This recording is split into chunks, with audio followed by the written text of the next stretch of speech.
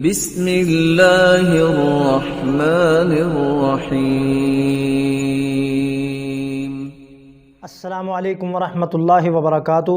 ناظرین کرام، آج کا ہمارا سبق نمبر 14 ہے، جس میں ہم اصحاب الفروض میں سے خامد کی اور بیوی کی دو حالتیں پڑھیں گے۔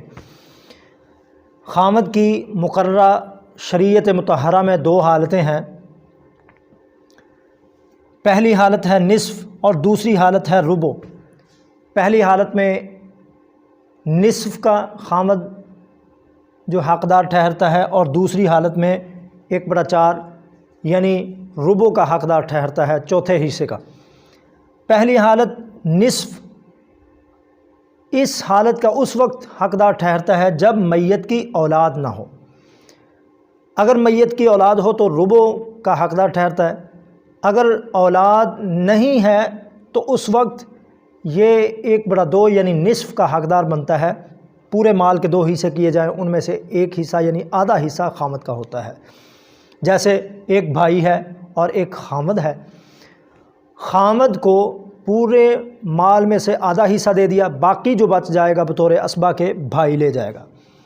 دوسری حالت ہے ربع یعنی 1/4 پورے مال کا چوتھا حصہ، جب میت کی اولاد موجود ہو۔ اولاد کی موجودگی میں خامد کو جو ہے 1/4 یعنی چوتھا حصہ ملتا ہے۔ مثال کے طور پر خامد ہے اور ایک بیٹا ہے، بیٹے کی موجودگی میں خامد کو چوتھا حصہ ملتا ہے۔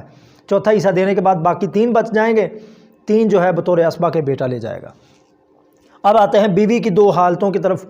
بیوی کی بھی شریعت مطہرہ میں 2 ہی حالتیں ہیں۔ پہلی حالت ہے ربع 1/4۔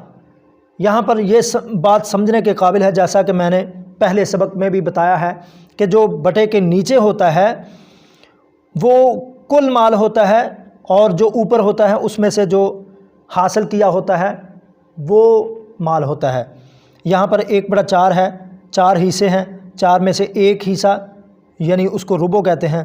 جب میت کی کوئی اولاد نہ ہو، مثلاً بیوی ہے اور ایک چچا ہے، تو چچا بطور اسبہ کے باقی مال لے جائے گا، 3 کے 3، اور چوتھا حصہ بیوی کو دے دیا جائے گا۔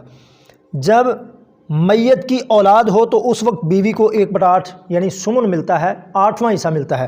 پورے مال کے 8 حصے کیے جائیں، 8 حصوں میں سے ایک حصہ بیوی کا ہوگا اس وقت جب میت کی اولاد موجود ہو۔ مثال کے طور پر بیوی ہے، ایک بیٹا ہے، بیوی کو 1/8 یعنی 8واں حصہ دینے کے بعد باقی جو 7 ہیں وہ بیٹا بطور اسبہ کے لے جائے گا۔ آج کے سبق میں ہم نے خامد کی اور بیوی کی 2 حالتیں پڑھی ہیں۔